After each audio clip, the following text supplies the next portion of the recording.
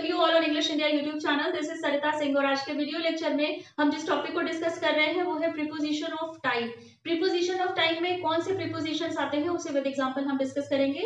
Preposition of time को समझने से पहले प्रीपोजिशन को डिस्कस करते हैं कि प्रीपोजिशंस क्या होते हैं। प्रीपोजिशंस वो वर्ड होते हैं जो किसी भी सेंटेंस में नाउन या प्रोनाउन से पहले आकर उस नाउन या प्रोनाउन का रिलेशन सेंटेंस के अदर पार्ट के साथ बताते हैं। ये हमें टाइम के बारे में बताते हैं, टाइम ड्यूरेशन के बारे में बताते हैं।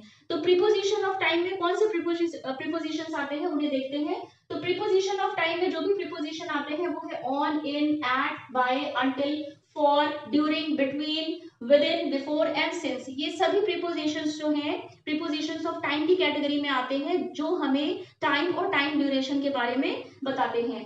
सबसे पहले हम डिस्कस करेंगे ऑन को कि ऑन प्रीपोजिशन का यूज जब हम टाइम को बताने के लिए करते हैं तो किस तरह से यूज करते हैं। तो प्रीपोजिशन ऑन का यूज होगा जब हम टाइम बताने के सेंस में करेंगे तो ये हमें बताता है डेज ऑफ द वीक, मतलब सप्ताह की अगर किसी एक दिन के बारे में हम बात करते हैं तो हम प्रीपोजिशन ऑन का यूज करेंगे। एग्जाम्पल है She was born on Tuesday। तो यहाँ पर on जो है वो प्रीपोजिशन ऑफ टाइम की कैटेगरी में आया है क्योंकि इसने एक दिन बताया है, सप्ताह का एक दिन बताया है कि वो बोर्न हुई थी ऑन ट्यूसडे को।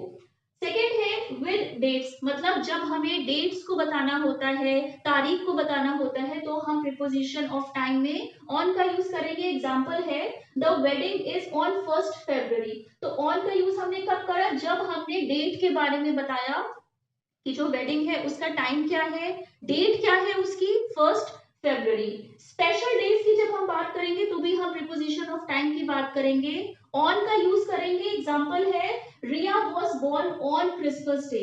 तो ऑन यहाँ पर as a preposition of time की कैटेगरी में आके इसने हमें या तो डेज ऑफ द वीक के बारे में बताया है, डेट को जब हमें इंडिकेट करना होता है प्रीपोजिशन ऑन का यूज करेंगे, स्पेशल डेज को भी जब हम बताएंगे तो ऑन का यूज होगा। अब हम देखते हैं कि जो प्रीपोजिशन इन है उसका यूज जब हम टाइम को इंडिकेट करने के लिए बताएंगे या टाइम ड्यूरेशन के बारे में बताएंगे तो किस तरह से उसका यूज हम करेंगे। तो इनका यूज हम करते हैं जब हमें मंथ्स, सीजन्स या ईयर्स के बारे में बात करनी होती है। ऑन का यूज हमने करा डेज ऑफ द वीक के साथ में, डेट के साथ में और स्पेशल डेज के साथ में। लेकिन जब हम प्रीपोजिशन इन का यूज करते हैं तो हम मंथ, सीजन्स और ईयर्स के साथ करते हैं जब उनके बारे में हम बताते हैं।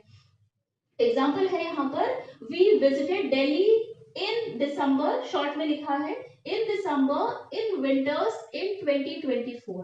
तो यहाँ पर हमने इनका यूज करा है जब हमने मंथ के बारे में बताया है। मंथ क्या था, दिसंबर था, सीजन क्या था, विंटर था, ईयर क्या था, 2024 था। तो जब हमें मंथ, सीजन या ईयर को बताना होता है हम प्रीपोजिशन इनका यूज करते हैं। जब हमें मॉर्निंग, इवनिंग या आफ्टरनून की किसी एक्टिविटी के बारे में बताना होता है, जो भी काम हमने किया उसका टाइम क्या था करने का, तो प्रीपोजिशन इन का यूज होगा। एग्जांपल है I like to read in the evenings, मतलब कि जो मैं रीडिंग करता हूँ या मुझे रीडिंग करना जो पसंद है वो कब पसंद है, अक्सर जो इवनिंग्स आते हैं, जो भी वीक के जो इवनिंग्स आते हैं तो तब मुझे रीडिंग करना पसंद है। तो इनका यूज हमने करा है जब हमने टाइम को बताया है, टाइम कौन सा कि वो मॉर्निंग का था, इवनिंग का था या आफ्टरनून का था। जब हम टाइम की बात करते हैं तो हम सिर्फ 2 o'clock, 3 o'clock या 5 o'clock तक लिमिटेड नहीं रहते हैं, तो हमारा दायरा थोड़ा बढ़ जाता है जब हम टाइम को बताते हैं। वो या तो डेज ऑफ द वीक भी हो सकता है, डेट भी हो सकती है, मंथ, ईयर भी हो सकता है, और जो हमारे दिन का जो टाइम होता है मॉर्निंग, आफ्टरनून या इवनिंग, वो भी हो सकती है।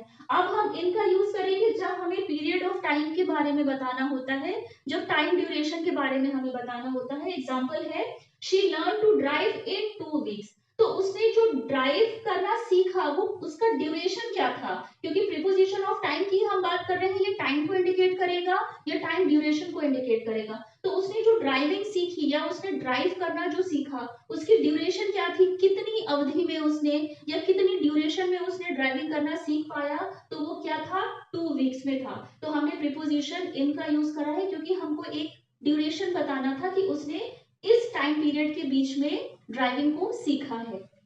अब जब हमें डिकेड या सेंचुरीज की बात करनी होती है तो वहां भी हम प्रीपोजिशन इन का यूज करते हैं। एग्जांपल है the play is set in the middle ages. तो जो प्ले था वो उसका सेटिंग का टाइम क्या था, अब हम यहाँ पर ये नहीं कह रहे हैं कि जो प्ले था वो 2 बजे हुआ, 3 बजे हुआ या 4 बजे हुआ।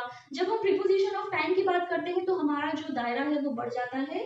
डिकेड्स, सेंचुरी की बात हम जब करते हैं प्रीपोजिशन इन का यूज करते हैं। जिस प्ले के बारे में बात हो रही है वो कब सेट हुआ था? इन द मिडिल एजेस में। तो यहाँ पर हमने प्रीपोजिशन इन का यूज करा है जब हमें सेंचुरीज के बारे में बताना होता है, डिकेड्स के बारे में बताना होता है। अब हम देखते हैं कि हम प्रीपोजिशन एट का यूज टाइम के सेंस में किस तरह से करते हैं।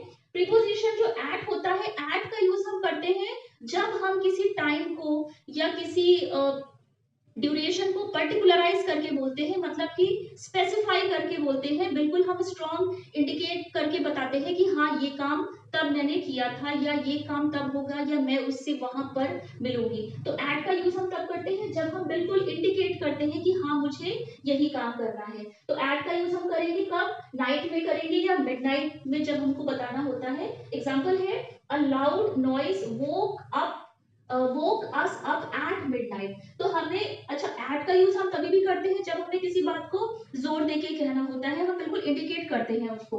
तो यहाँ पर क्या हुआ, जो लाउड नॉइज थी उसकी वजह से वो कब उठ गए, तो जोर देकर एक बात कही गई है, इंडिकेट किया गया है कि एट मिडनाइट में। तो एट का यूज हमने करा, नाइट या मिडनाइट में हम एट का ही यूज करते हैं। और जब हम अपनी बात को जोर देके कहते हैं तो हम एट का यूज करते हैं जब हम उसको बिल्कुल पर्टिकुलर कर देते हैं कि हाँ यही टाइम है। अब जब हम वीकेंड्स की बात करते हैं, जो वीक का जब एंड हो जाता है तो वहां भी हम एट का यूज करते हैं। एग्जांपल है, what did you do at the weekend, मतलब कि जो वीकेंड्स हैं, जब पूरा वीक खत्म हो जाएगा तब तुम क्या करोगे। तो हमने एक मतलब पर्टिकुलराइज करके पूछा है कि हाँ अगर ये चीज खत्म हो जाएगी तो इसके बाद तुम क्या करोगे। तो हमने प्रीपोजिशन एट का यूज करा है। हॉलीडेज के साथ भी हम प्रीपोजिशन एट का यूज करते हैं।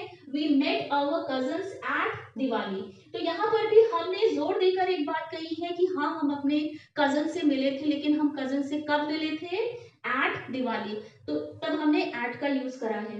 एन एग्जैक्ट और पर्टिकुलर टाइम, जब हमने वही अभी हमने डिस्कस करा है कि जब हमें कोई पर्टिकुलर टाइम को डिस्कस करना होता है, बिल्कुल हम एग्जैक्ट टाइम के बारे में बताते हैं, तो एट का यूज होता है। एग्जाम्पल है, There is a meeting at 1:30 this afternoon। तो हम ये कह रहे हैं कि जो मीटिंग है वो कब है, वो 1:30 को है। एट मतलब हमने बिल्कुल इंडिकेट करके बताया है कि जो मीटिंग है वो 1:30 पे है, दिस आफ्टरनून। या हम ये भी बोल सकते हैं कि there is a meeting at 1:30 this afternoon at lunch time. तो हमने ये भी बता दिया कि मीटिंग का टाइम क्या था, 1:30 था।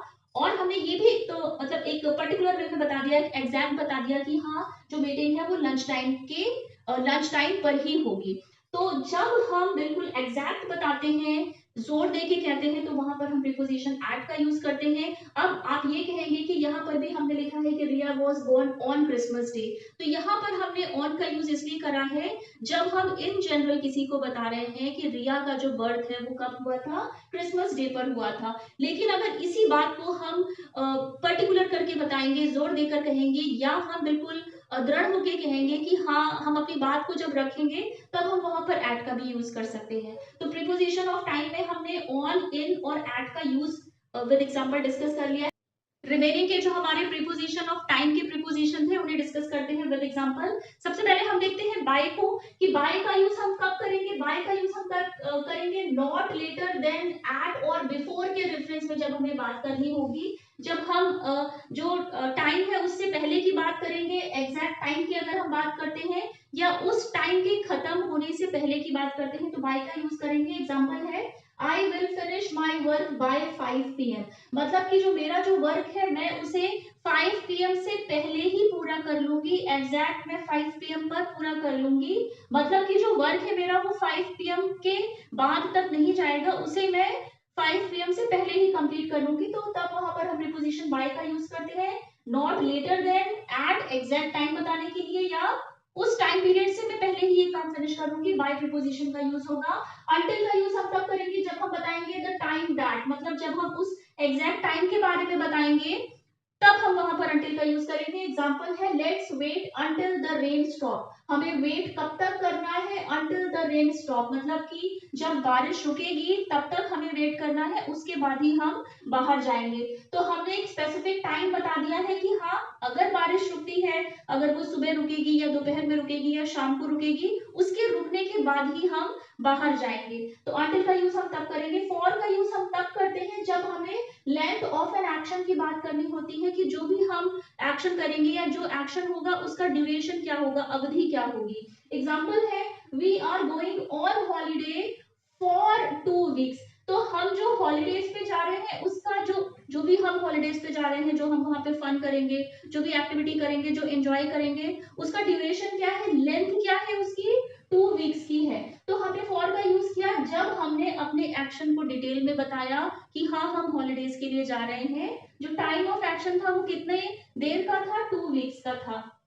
अब हम ड्यूरिंग का use as a preposition of time के सेंस में करेंगे जब पीरियड ऑफ टाइम के बारे में हमें बताना होता है, ड्यूरेशन ऑफ एन एक्शन के बारे में बताना होता है। जैसे कि एग्जांपल है I met him during my time in Jaipur. तो यहाँ पर हमने क्या बताया है कि वो जो पर्सन मुझे मिला था वो कब मिला था, जब मैं जयपुर में था, जो मेरा टाइम पीरियड था जयपुर का, जब मैं वहां पर था तब मैं उस पर्सन से मिला था। तो जब हमें पीरियड ऑफ टाइम बताना है, ड्यूरेशन भी बताना है, तो भी हम प्रीपोजिशन ड्यूरिंग का यूज करेंगे। नेक्स्ट एग्जांपल है please remain seated during the performance. मतलब कि ये यहाँ पर इंडिकेट कर दिया गया है कि आपका ड्यूरेशन ऑफ एक्शन क्या होगा, मतलब आप कितने टाइम तक सीट पर बैठे रहेंगे। प्लीज रिमेन सीटेड, आप कितने टाइम पीरियड तक बैठे रहेंगे सीट पे ड्यूरिंग द परफॉर्मेंस, मतलब कि जो जब तक परफॉर्मेंस चलेगी, जो परफॉर्मेंस होने का टाइम होगा, जब तक परफॉर्मेंस चलेगी आप प्लीज बी सीटेड, मतलब कि आप बैठे रहेंगे। तो वहां पे हमने प्रीपोजिशन ड्यूरिंग का यूज करा है क्योंकि हमने इंडिकेट कर दिया है कि आप परफॉर्मेंस देखने के बाद ही अपनी सीट से उठ सकते हैं। अब बिटवीन का यूज हम करते हैं। बिटवीन का यूज आपको पता होगा कि जब हम दो लोगों की बात करते हैं या दो ऑब्जेक्ट्स की बात करते हैं तो वहां पर हम बिटवीन का यूज करते हैं।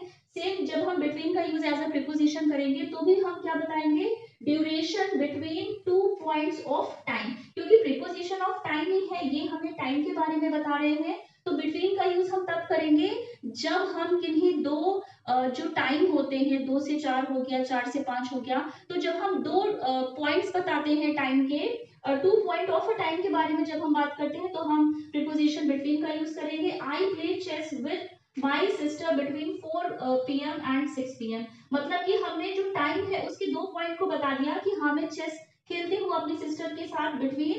बिटवीन का यूज हम करते हैं दो पीपल या दो ऑब्जेक्ट के बीच में। अमंग का यूज हम करते हैं जब हमें बहुत सारे लोगों की बात करनी होती है। तो 2 पॉइंट ऑफ टाइम के बारे में जो हमने बताया है प्रीपोजिशन बिटवीन का यूज करा है। विद इन का यूज हम कब करेंगे as a preposition of time, जब हमें इंडिकेट करना होगा end of a certain period, जब हम किसी एक सर्टेन पीरियड के खत्म होने की बात करेंगे, या हम ये बोलेंगे कि ये जो एक्शन होगा इस टाइम पीरियड पर ही होगा, तो वहां पर हम विद इन का यूज करते हैं। एग्जांपल है you will receive a parcel with in 3 days।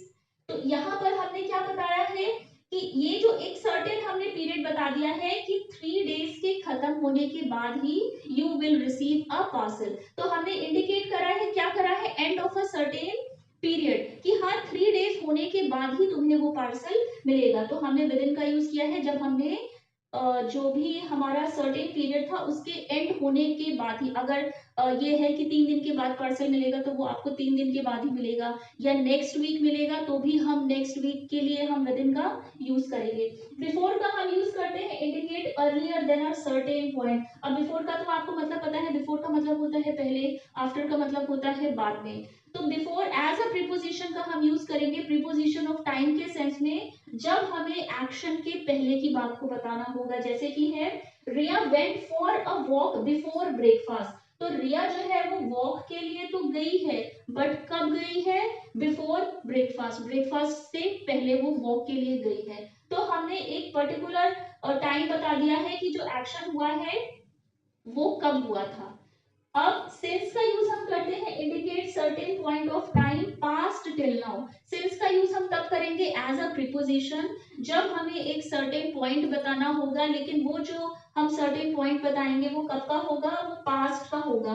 Past से लेके जो चीज अभी तक चली आ रही है उसके बारे में हम बताने के लिए सिंस एज अ प्रीपोजिशन का यूज करेंगे। एग्जाम्पल है Sarah has been working here since 2010। तो जो सारा है वो सपोज किसी ऑफिस में काम कर रही है या किसी स्कूल में है, तो जो सारा है वो कब से वर्क कर रही है, सिंस 2010 से लेके टिल अब तक वो वर्क कर रही है। तो वहां पर हमने सिंस का यूज करा है। जब हम इंडिकेट करते हैं पॉइंट ऑफ टाइम को, पास्ट से लेके जो प्रेजेंट तक चल रहा है उसे बताने के लिए हम प्रीपोजिशन सिंस का यूज करेंगे कि जो सारा थी वो वर्क कर रही थी 2010 से लेके टिल अब तक। तो ये प्रीपोजिशंस ऑफ टाइम को हमने आज डिस्कस करा है। जो भी प्रीपोजिशंस ऑफ टाइम की कैटेगरी में प्रीपोजिशंस आते हैं उन्हें डिस्कस करा है हमने विद एग्जांपल।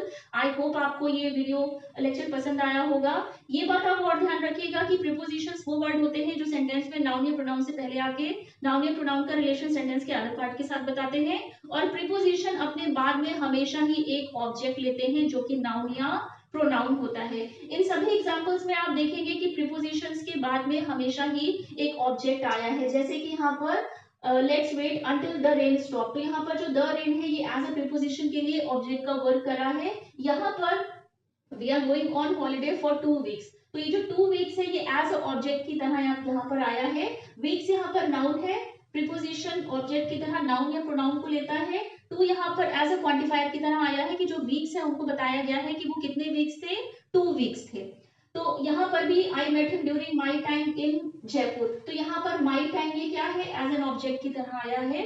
और यहाँ पर आपका जो ये है please remain seated during the performance, जो द परफॉर्मेंस है इसने एज अ ऑब्जेक्ट की तरह वर्क करा है प्रीपोजिशन के लिए, क्योंकि प्रीपोजिशन अपने बाद में हमेशा ही ऑब्जेक्ट लेता है। You will receive a parcel with in 3 days, तो यहाँ पर 3 डेज भी क्या है, एज अ ऑब्जेक्ट की तरह आया है। तो प्रीपोजिशन हमेशा ही अपने बाद में एक ऑब्जेक्ट लेता है, ऑब्जेक्ट नाउन या प्रोनाउन होते हैं। तो आज के वीडियो लेक्चर में बस इतना ही। प्रीपोजिशन ऑफ टाइम को हमने डिस्कस करा है। आई होप आपको आज का वीडियो लेक्चर पसंद आया होगा। चैनल को लाइक, सब्सक्राइब एंड शेयर जरूर करिएगा, बेल आइकन को प्रेस कर दीजिएगा। टिल देन टेक केयर, मिलते हैं अपने नेक्स्ट वीडियो लेक्चर में।